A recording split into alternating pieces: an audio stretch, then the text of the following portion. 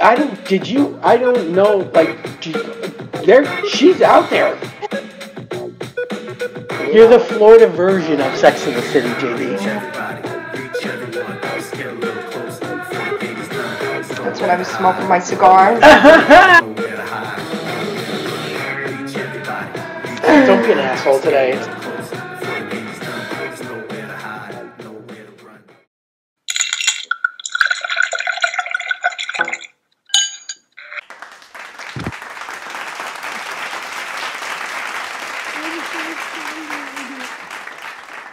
My God.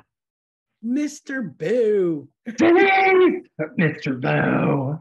I won't call you Mr. Boo, but it's so fun because that's how I think of you. It's just going to be us because my poor, lovely JD is stuck at work. So she can't have fun like we can. Oh, my God. Poor thing. It's okay, I can't even tell you how excited I am just to see your face. I know. It's been forever. It really has. You asked me when was the last time we actually spoke in person, and I think it's got to be like 10 years because I was home for something. It was maybe a breast cancer event or something that was going on at the Pride Center, and it was the first time I had been in the new facility.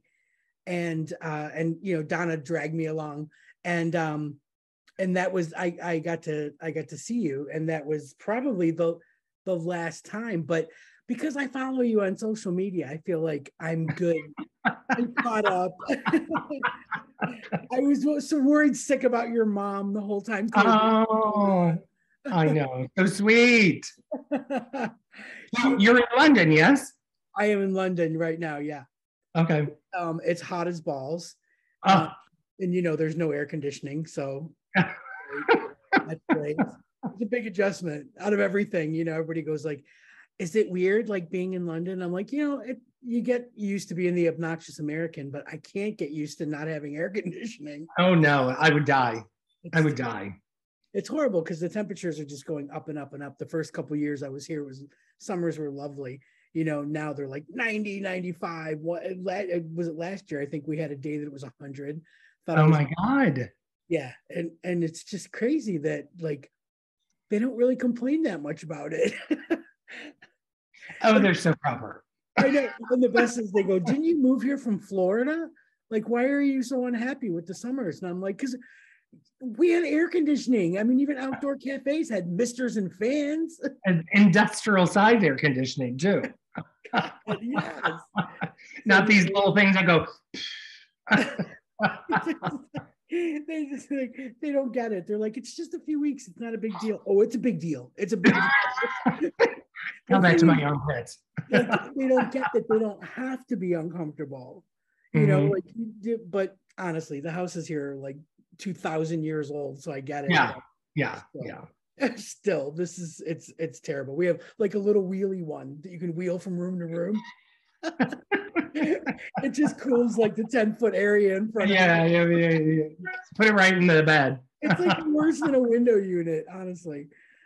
It's crazy. But anyways, enough about this crap. I'm so happy this like Pride Month because like it, you know, maybe the first of everybody being together, being able to be in person, not being freaked out, not having, you know, and I saw so many pictures from Stonewall and all the different events that were going on in South Florida, and I was just like so happy to see so many people, you know, out there.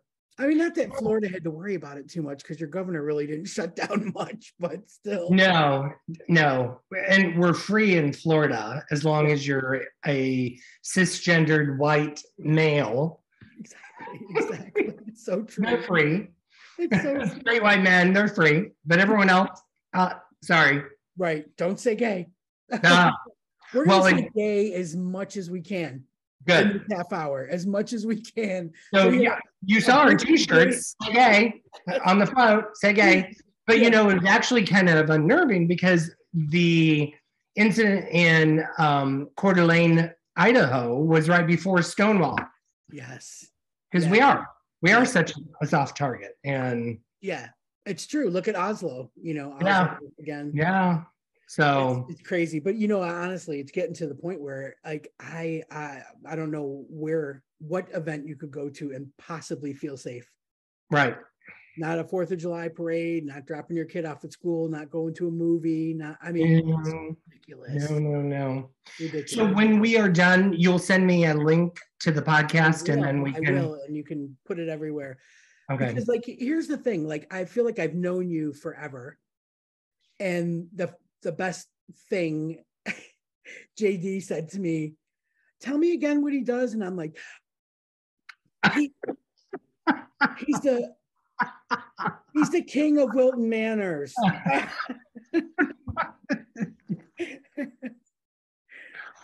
but then I said you had I'm queen.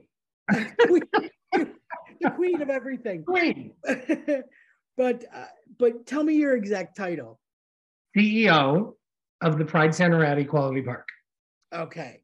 So that means you're in charge of everything. 5.5 acre campus. All that upkeep, all those buildings, all those tenants. We have 10 other organizations that office on our campus. And then we built the state of Florida's first senior affordable and supportive housing with LGBT focused programs and services. State of Florida's first. That's wonderful. Yeah. So that's awesome. Oh my God. We opened up, started taking the first, leasing the first apartments October of 2020, right during the middle of the pandemic. So 2 of the 4 top issues with LGBT seniors, isolation and loneliness. Yeah. So we had them moving on to a campus that was closed down to the public until the next June of 2021. Right. So we're like trying to go, hi, we're here. We're still providing remote services. Welcome to the campus. Remote services for seniors is challenging. Doesn't always understand the technology, doesn't always have the technology. Right, exactly. So we were linking them to organizations that would give them tablets for free. Oh my God. Yeah. Not only were you doing that, you're giving them tablets, support. That's incredible. That's absolutely incredible. One of the things I remember admiring most was how many senior programs there were, like Sage and all that stuff. And it made me wish my mom was a lesbian. Allies are all allies. Anyone is welcome at the Pride Center. And then the background here is the mural project that we also did completely during the pandemic. We got a grant from Community Foundation of Broward. And then, so we put out a call to artists, had 90 professional artists submit their portfolios. And then we got a panel of jurists who know art and know what they're doing, because like, what the fuck do I know? And so they went through all the portfolios and we partnered with ArtServe. We actually hired ArtServe. ArtServe, yeah. And so then we brought it down to 7, and then we brought it down to 1. And then, so there's 3,000 square feet of public art on the murals on the outside of the Schubert and the residences. That is amazing. That is so it's bright, colorful, looks great. I don't know what's going on behind you, but I love it. This is the mural. Okay, that is gorgeous. Yeah. That is amazing. Oh my God. Yeah, that's I would feel so like excited to walk into that, And here's the residences. This is what it looks like, the front. Gorgeous. And then on the front panels, there's 2 more panels of the murals. Oh my God, Robert, that's amazing. I mean, that's incredible. Some of the neighbors were like, fucking Queens. Yeah. Oh, it's going to bring down our property values. And I was like, really? A $15 million asset is going to bring down your cheap little bungalow. Your bungalow. Anyway, this is going to be the Neiman Marcus. It's the anchor store of Dixie Highway. Oh my God! But look at that. Is it near 5 Points then? Or, Well, so our campus is about 3 or 4 blocks south of Right. Five Points, Okay. next to Poverello, right. because they moved. So yeah, we're right, and then we're right on the river. So it's the dividing line between Wilton Manors and Fort Lauderdale. Oh my God, what a beautiful setting, though. I mean, Yeah. The campus is absolutely gorgeous now. Because before it looked like a straight organization lived there, because we had rocks and gravel, and it wasn't spruced up. And then people not get that when the gays move in, the property value goes up. well, and these were all gay people too. The biggest opponents to this project, gay white men of privilege. Oh goodness. Oh my God. Being Pollyanna, everyone's going to come together and go, yay, we get to take care of our seniors. All life is grand. And nope, they were our biggest. And then I'm gobsmacked over that. That's like I was too. I was like, okay, Robert, you are so Pollyanna. You need to pop out of it. Oh my God. The Townhouse Association right next door, president is a big old queen. He complained about anything and everything, light pollution, noise pollution, dust. If a truck was there before 8 o'clock, because that was the start time, it was there backing up into place, and he heard the beep, beep, beep, he called code. Oh my God. What a nightmare. But look, you pulled through, and look at that facility. Yes. Oh my God. That's incredible. I cannot believe that you got things done. Like, I understand that businesses, everybody, in all forms, whatever industry you're in, had to figure out a way to adapt during that time, in the worst of it. Shut down in 10 days. We were all up virtual, everything running virtual. Amazing to me. Look at what you got done. I mean, that's incredible. We were doing Facebook Live to stay connected with the community. We were doing Facebook Live 4 days a week, Monday, Tuesday, Wednesday, Thursday, every week for a year, over a year. It's just nuts. Every Wednesday I would give a walking tour of the residences so they could see the construction, the progress, everything. That's a great idea. That's a fantastic idea. Just went on and on and on. So coffee and conversation with all local. I can't even imagine. I mean, that's literally a luxury. Like, everybody else was just like stumbling out of their bed, sitting in front of their laptop, trying to work from home. And there you are, getting to present projects that are actually happening, Well, and then our Active Aging Health Expo, which we normally have 600 or 700 people go through it in a 4-hour time slot. We did, for 2 years, we did it virtual. The first year we had 5,000 views. People from all over and we did this whole production, had videos from all of the sponsors, and had to piece it all together. And we got Kimmy B from Hits 97.3 was the host. And we went all out, and afterwards it was exhausting. We did our 27th anniversary fundraiser, again, all virtual, all having everyone send in videos going, happy anniversary of the Pride Center, blah, blah, blah, blah, blah. And just, it was a huge production. Afterwards, I was like, oh my God. But what a way to keep people engaged, I mean, I think that was the hardest part, was that midway through, people just started falling off, didn't they? Like, I don't want to sit in front of a computer anymore. I don't want to sit on the couch and watch movies anymore. Just, I mean, like, we were in hard lockdowns, like through holidays and everything, like, can't go visit your family, can't leave your council or wherever, like, it was just crazy. And I feel like I don't want to use the word depressed, because that wasn't it. I was bored. I was bored out of my effing mind. And, we did every imaginable project we could do in our house, from painting to purging to assembling IKEA stuff and surviving it. I mean, we were forced.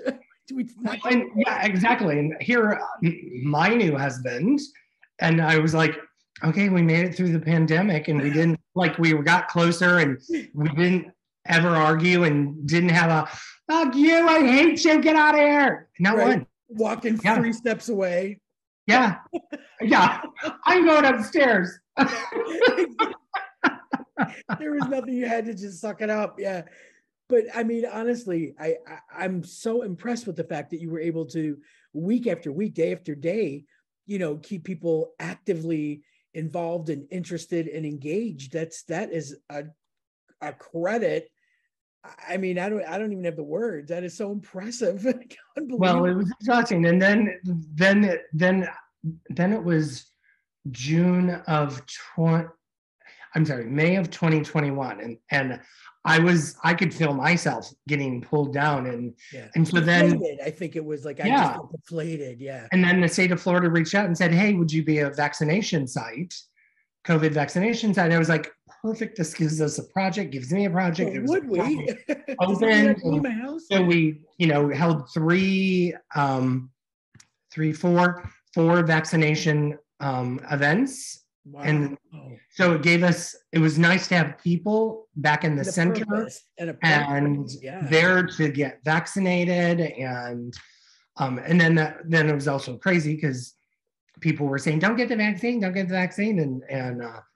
And it's like I'm sitting across the pond and I see every day I pay $1.99 a month, £1.99 a month to watch CNN through my television, through the internet, the rest of everything that's going on over there. And I am amazed, disgusted, terrified, fearful of what is going on over there, how polarized and how divided every single thing is, from sports to politics to, it's just, there's nothing that's not a black and white, everything is just, there's for everything. Oh my God, I can't, every single thing that's going on over there, from, abortion rights to gun safety. Oh my God. The rest of the world has to be looking at us going, you guys are supposed to be number one? Really? Get your shit together. I can tell you that for a fact that they are. Yeah. I hear it all the time. Rightly so. Yeah.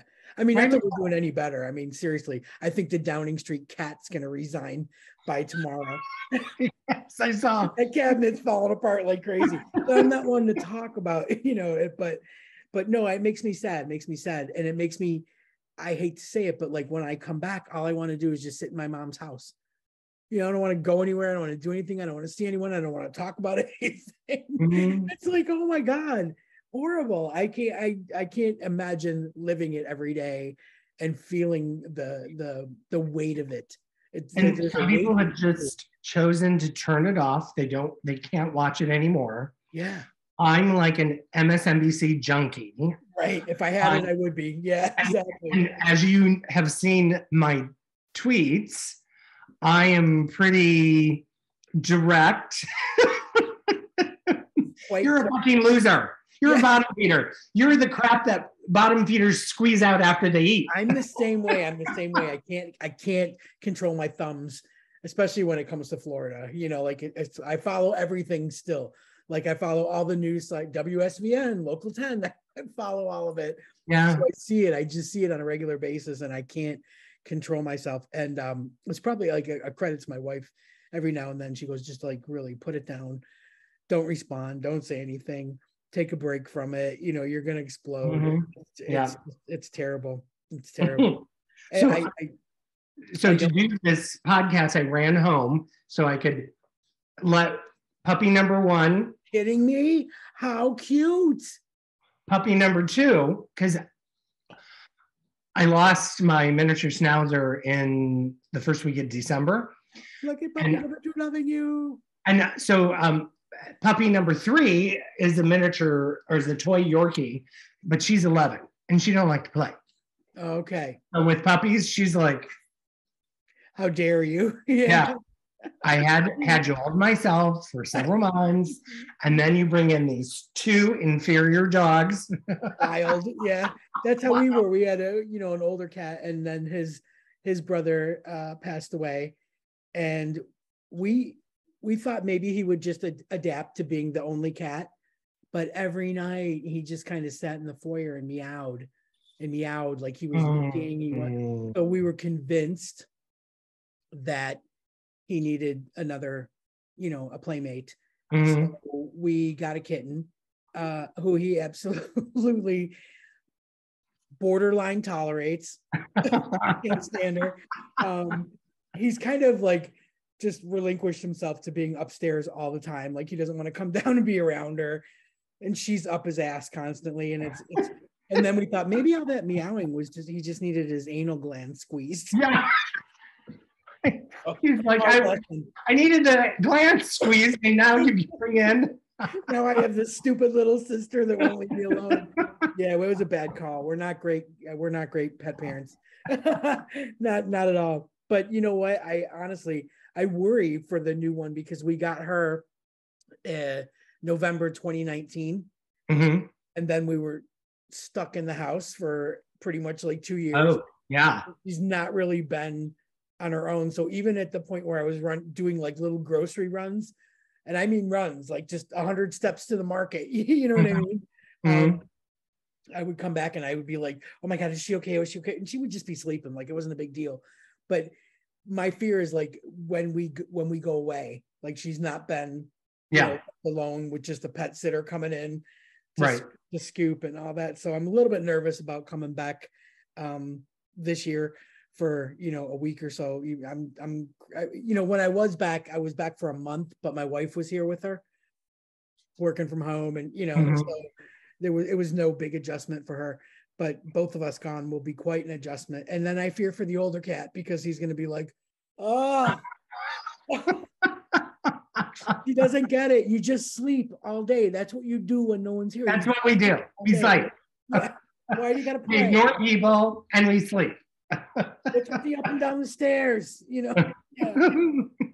It's pets. Thank God, though. Didn't pets get us through this mess? Honestly, yes. I agree 100%. I mean, I seriously don't know what I would have done if I would, and especially because she was so little. Like we thought we were like rescue people. Like let's go rescue a poor cat, and we kept getting denied because we live too close to a busy thoroughfare. Oh, good God. Like, and we would say, but it's going to be an indoor cat. We don't let our cats out. Doesn't matter if she escapes. The chances are she'll get hit by a car. So we kept getting denied. We were like, screw that, man. We went to a Maine Coon specialty breeder. Got another Maine Coon. Whatever. Denied. Best cat mom in the world. So, all right. So anyways, here's the thing. I was telling JD that one of the things that I loved is when I first came, I was a late bloomer coming out. Really late, like 30, 20, 28, 29, 30, around there. And like you're in this little bubble where you've only told like a few people, and you've got your little pack of lesbian friends, and that's pretty much it. But there was no like sense of community beginning stages. And I found the Monday night rap group and slept my way through that whole group. Was you all busy? It was a beautiful thing. But no, I'm kidding. It was such a sense of community, and I loved it. And I loved the inclusivity. I loved the topics. I loved that it was at the Pride Center, that was a place I never even knew about. Like I don't really remember doing anything south of State Road 7. Yeah. When I was straight. So it was a whole new world to me to be downtown. But I just made so many lifelong friends from that group. And it's, it's just a credit to one of the many things that you get from your local community center. And not only that, but I was always like standing in front of, like, I think at that time there was like a big white dry erase board that just had things written. And it was like, like I just would stand there and just go, look at all the things. like all the HIV tests and the morning coffee things. And like, And what year would this have been? What was that? What year would this have been? That was 1997. Okay. Right. And I just would stand at that board and I would look at all those things and say, if I didn't have a job, I would I would be here all day. Oh my gosh. Like, and that was back then. Now you've got a community calendar that's like outrageous. It's just tell all of our friends and folks that tune in, tell them just some of the many things that you guys offer on a regular basis. So aside from our own programs, we have, and it's these are pre-pandemic numbers. We have 60 groups and organizations that utilize our meeting room space on a daily, weekly, or monthly basis. And then with the 10 other organizations that call Equality Park home, then they are also utilizing our meeting room space. And so pre-pandemic, we would have 1,000 to 2,000 people set foot on our campus on a daily basis. Oh my God. Yeah, so Greta was getting jealous. Oh. She was like, all right, I'll make a quick appearance. Yeah. Okay, I want to be there too. There's all this activity. Now, since we've reopened, the groups have been somewhat hesitant because Florida is open and free and you can come here and do anything and everything you want. And our Surgeon General does not recommend vaccinations or masks. I know, but in general, normal functioning smart people know that there's variants, subvariants, there's spikes. It's still going on. Local hospitals are having still peaks of COVID, but you can't look at any of the data because it's not correct. They don't report it correctly. State of Florida is the only one that reports it the way they do. Mm-hmm. So yeah, it's like the wild west here in. Yeah, it's like your own personal navigation. Like you have to do what's best for you. And then you have to take the taunting that comes with it. Yes, and there's times because I'm the only one of my siblings that are here in Florida. The rest are up in Indiana, and so I'm responsible for my 95-year-old mother. Yes. And during the pandemic, I wanted to make sure that people did not forget about all of the elders that are in assisted care homes, skilled care, and because for 200 days, she was quarantined to her apartment and had to eat breakfast, lunch, and dinner by herself. Alone, yeah. Could not go out. And so when people are whining about, ow, I'm like, really?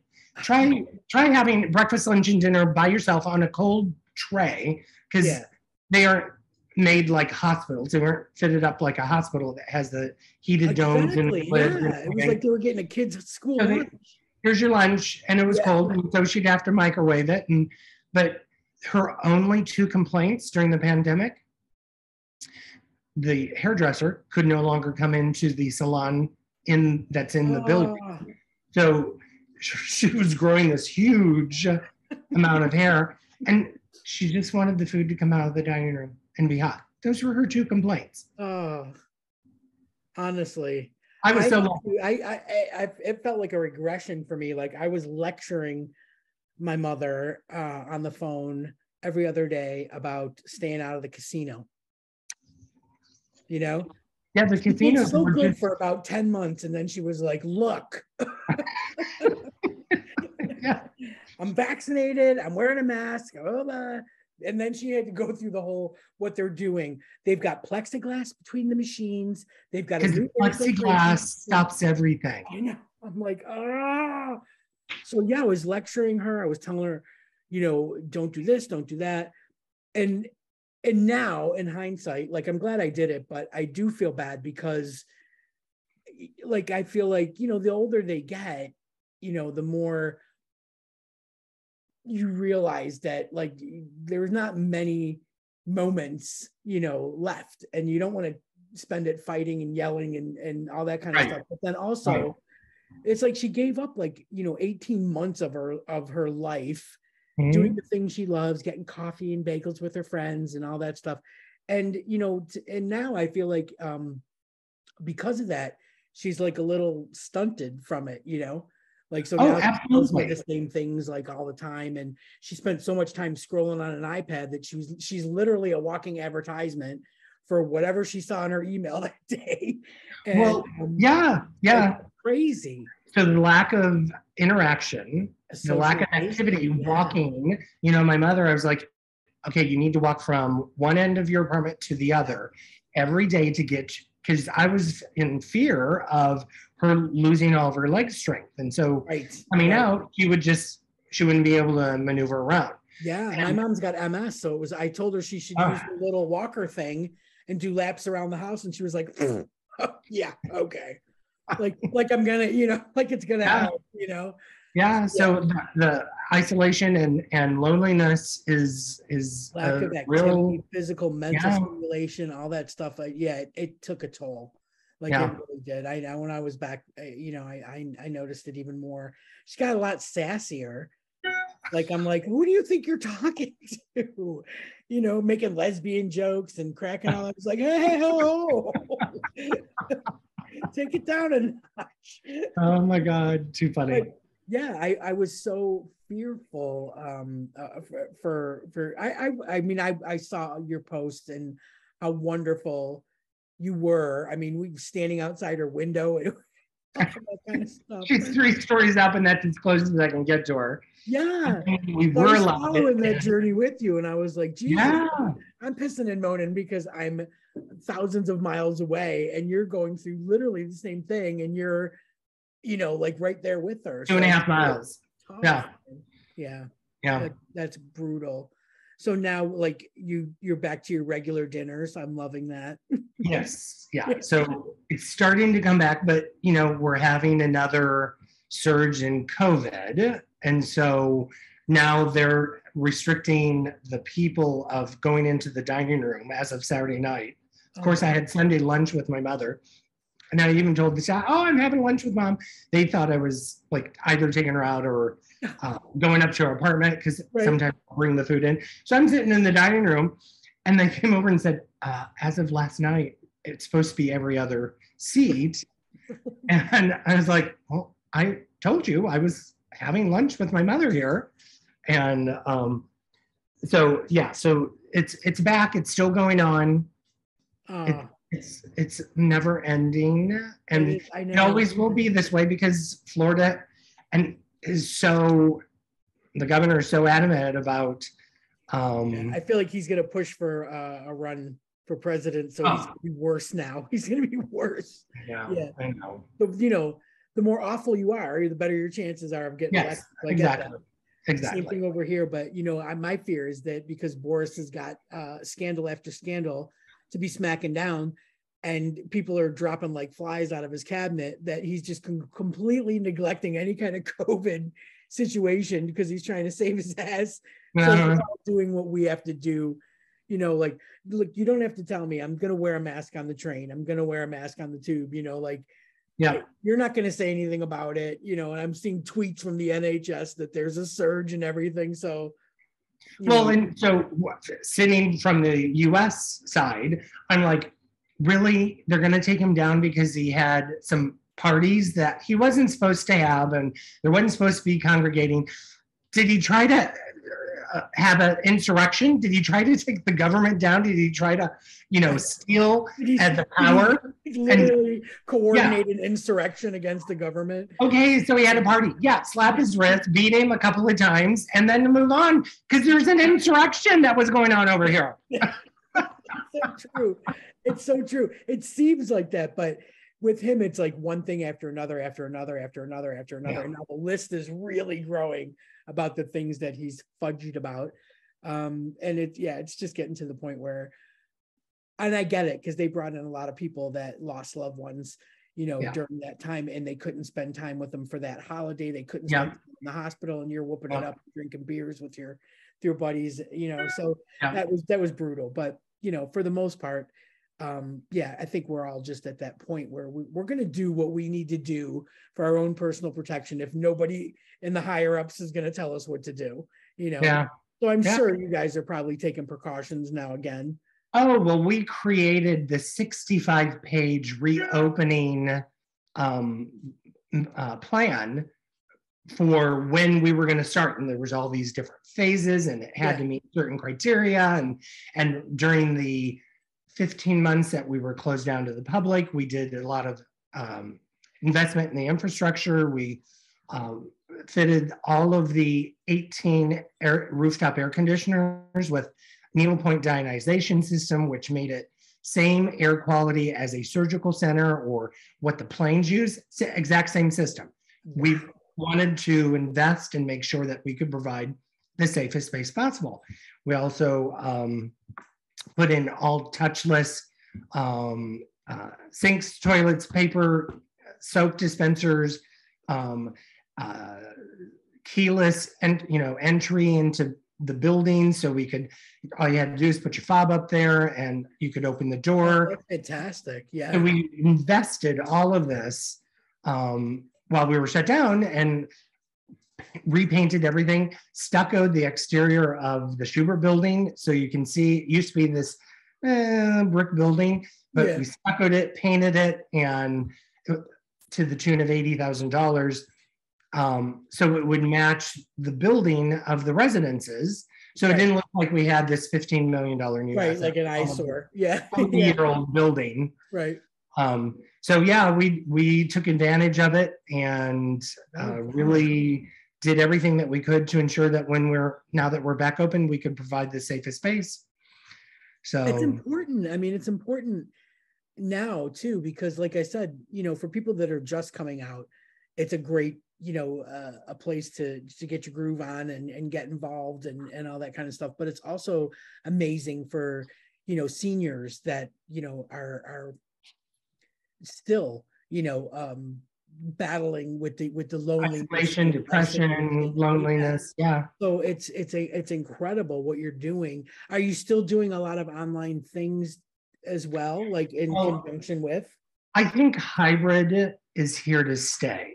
I do too. So, yes. Yeah. So we're even though we're back to person in our coffee and conversation, we do it Facebook Live. So that way people who can't make it or don't feel comfortable coming back into a large group gathering, so they can still participate and keep up on what's going on in the community.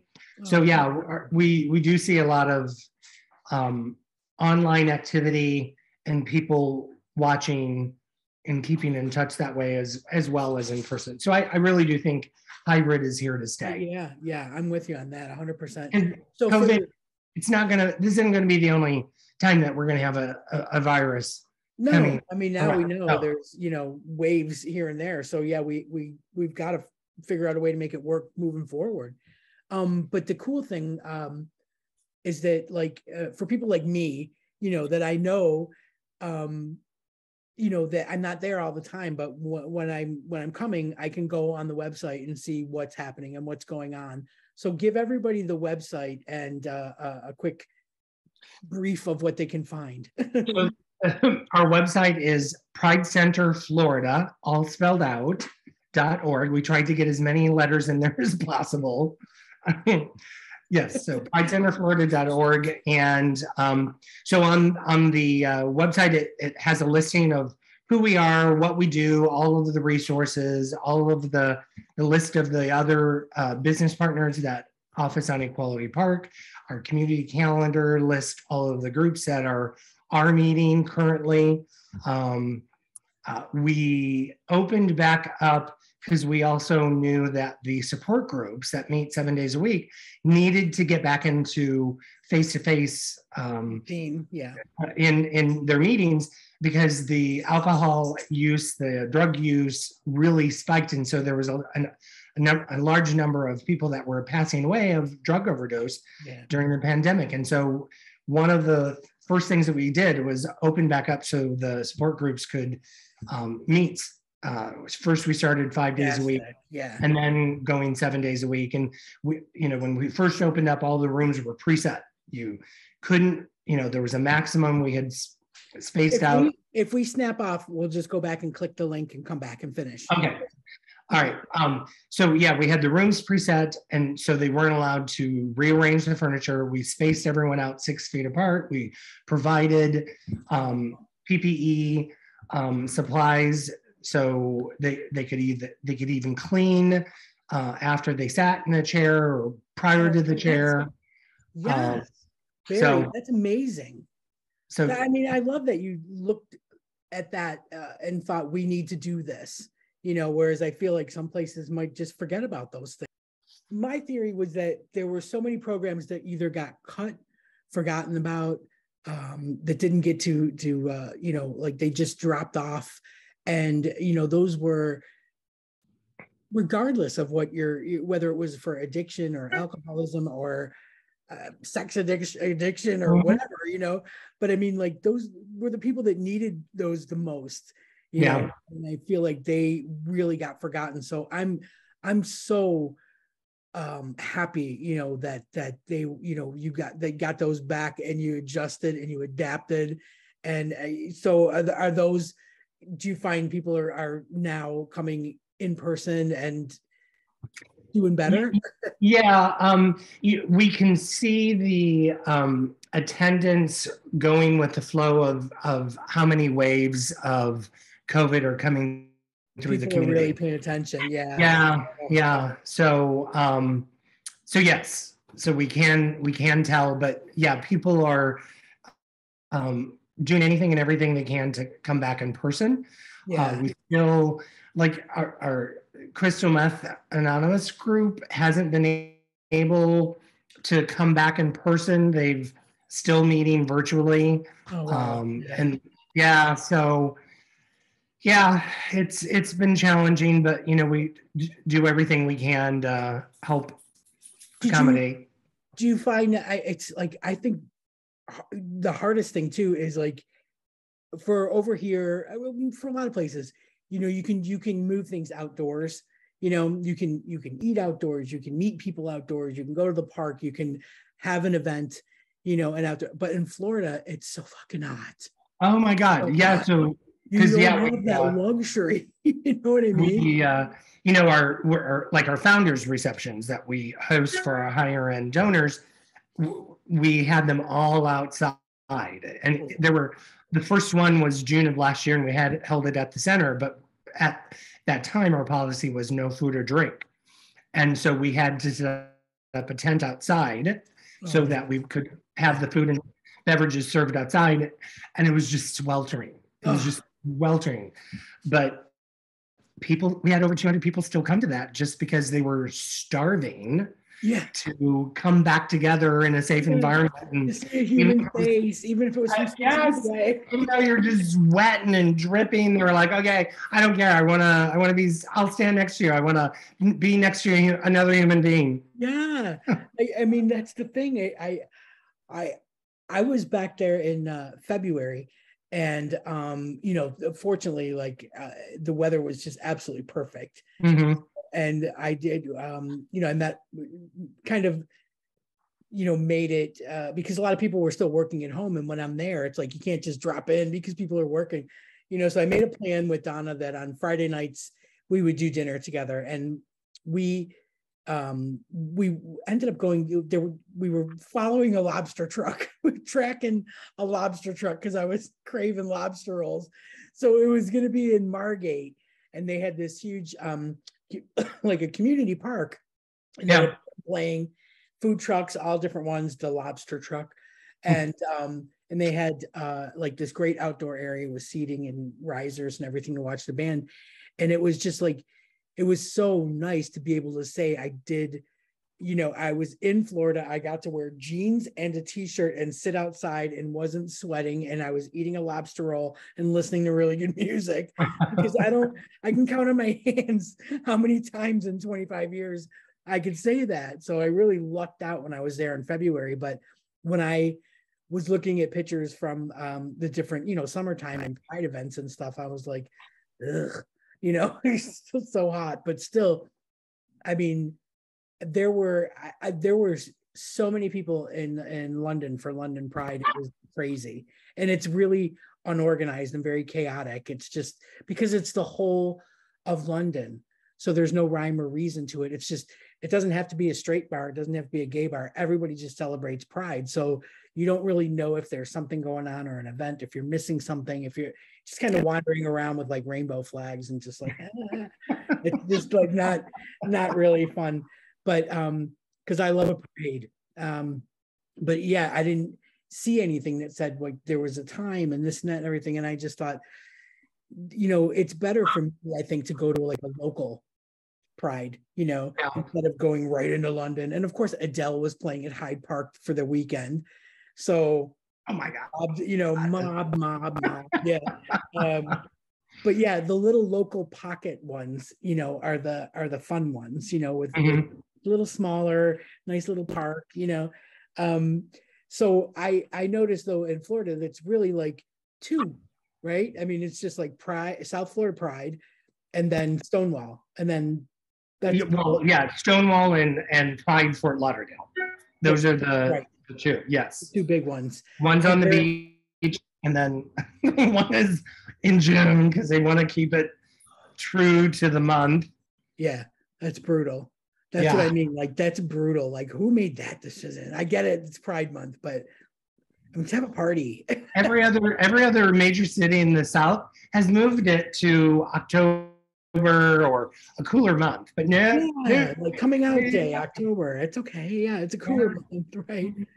I used to think that about Women Fest. Like, we would do Women Fest every first week of September. Would be hosting something or involved in something down there. And we always thought, oh, September, but it didn't matter. It was still 100% humidity and 90 degrees in the Keys. Like, that doesn't ever cool down. No. The AC doesn't come on outside until like the third week of October. And then you kind of go, oh, yeah. Sigh of relief. This is why we live there. Yeah, I remember. But like I said, I really lucked out. February and March were just perfect. I would sit out on the patio like every night and be like, I can't believe I'm not sweating. Like, it was just like, wow. I got to plan my trips now. Like, that's my target. That's it. Yeah, come during season. I don't care about holidays and birthdays. I'm going when it's cool. That's just it. So I hope there's something good going on like in November, because we're coming in November. Oh, okay. Yeah. There's always something going on. So we can access the website. We can look at the community calendar. We can see what's going on. And like you said, I'm still amazed, like I just remember the old Pride Center the way it was, and I've only been to the new one once, but I'm so amazed that when I look at the website and I see the progress and I see what it's become and how big it is and all the partners that you've got, it's so impressive. It's like that and the LA Gay and Lesbian Center. Oh, well, the LA Center is the largest queer organization in the world. It is, but I feel like you're not far behind. Oh, no, yeah. No, we look like we have a big budget, but we're all held together with bubblegum and shoestring and it's all an illusion. It's all illusion. I know. I'm like, I equate it to, remember those 40s Western movies where they had this facade of a town, but behind it there was nothing? Well, we're all like up here holding up the facade going, okay. Oh man, but my best advice to people that are listening, watching, that are going to be in South Florida or that live in South Florida, like is to just go check it out. Go check it out, have a wander, look and see, like tell people about it and just, make it a part of your life. Like, I don't know what I would have done if I hadn't found it, when I first came out. And, when I was young and I was coming out, I didn't have a community center available to me. And I grew up in a very small town in Indiana of 900 people. So I'm certain I was the only gay one there for a while. But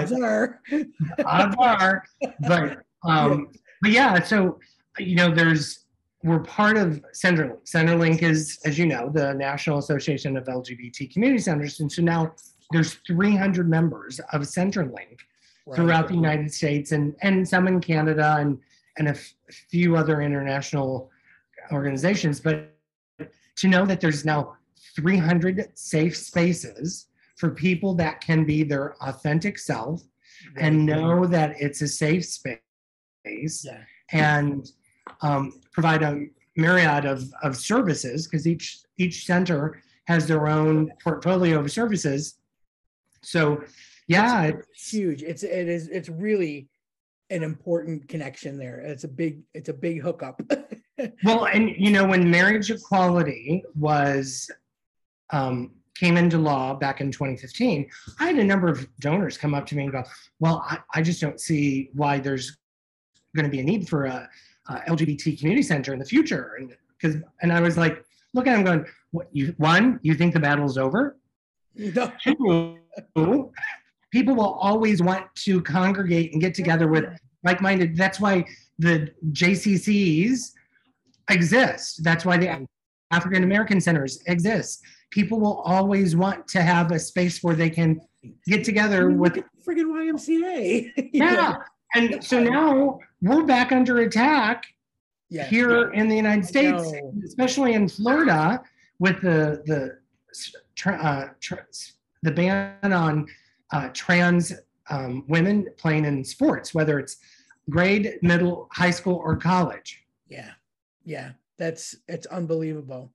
And then after Roe v. Wade got turned over, and then Justice Clarence Thomas even put in there, well, we need to go back and revisit marriage equality and the ability for contraception.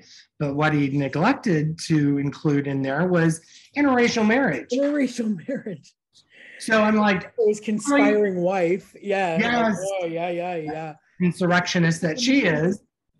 So one of the things too is that like all of a sudden now everybody's like, oh my God, we got to make a will. And it's like, we were so protected, and you just can't take anything for granted.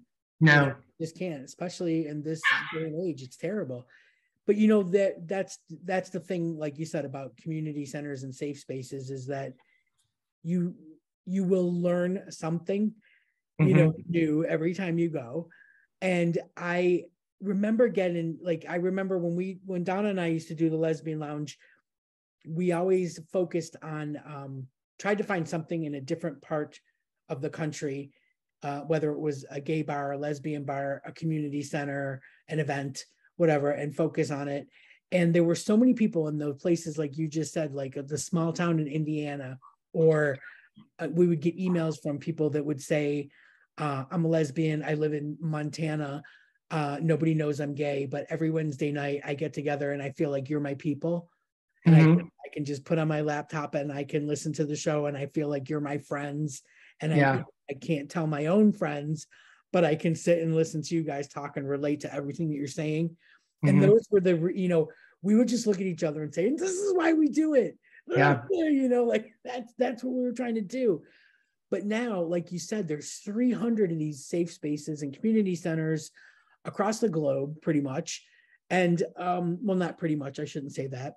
Since in the northern, great north, but North America, America. But the thing of it is that there is a need for them. And it doesn't matter whether you're married or not, whether it's the law of the land or not.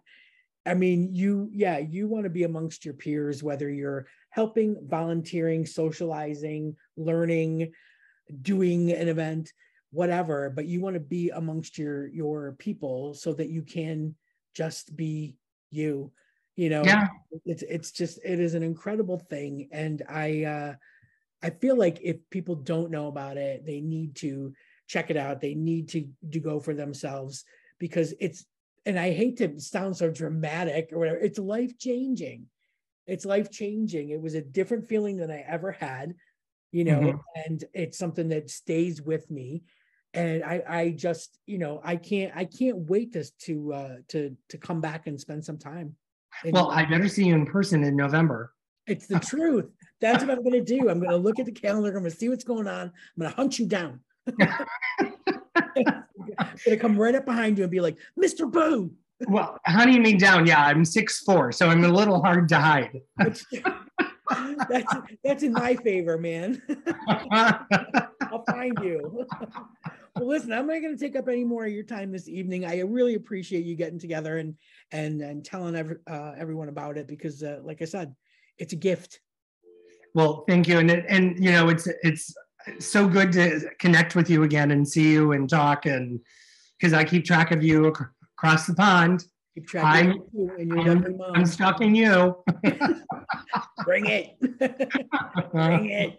All right, buddy. Have a good one. Give your husband. All right. He's adorable. You too. Thank you, love. Why do you always run back to Like, never stop chasing your dreams. You're addicted to her touch. That's true. My addiction. And I See?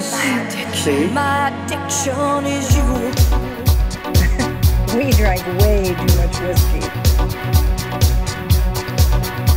Don't ask me why I'm here tonight. I had to take this midnight drive to find you. And as I come in through the door, I see her dancing on the floor beside you. Why do you always run back to the lover you once knew? You're addicted to her touch, that's true. And I confess, my addiction is you. You look at me and in my eyes you see the hurt I can't disguise. I want you. And though it seems I look right through, I'm noticing your every move. She's got you. Why do you always run back to the lover you once knew? You're addicted to her touch, that's true. And I confess, my addiction is you.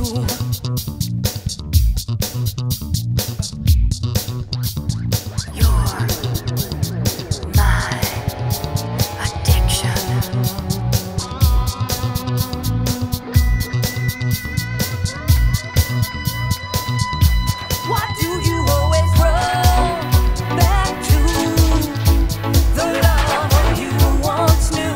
You're addicted to her touch, that's true. And I confess, my addiction is you. I turn away to mask the pain, but jealousy reveals my rage and madness. And knowing you can read my mind consumes me in a shameful kind of sadness. Why do you always run back to the lover you once knew? You're addicted to her touch, that's true. And I confess, my addiction is you. You are my drug, my ever waking need. I got you in my blood. You've got me on my knees. Why do you always run back to the lover you once knew? You're addicted to her touch, that's true.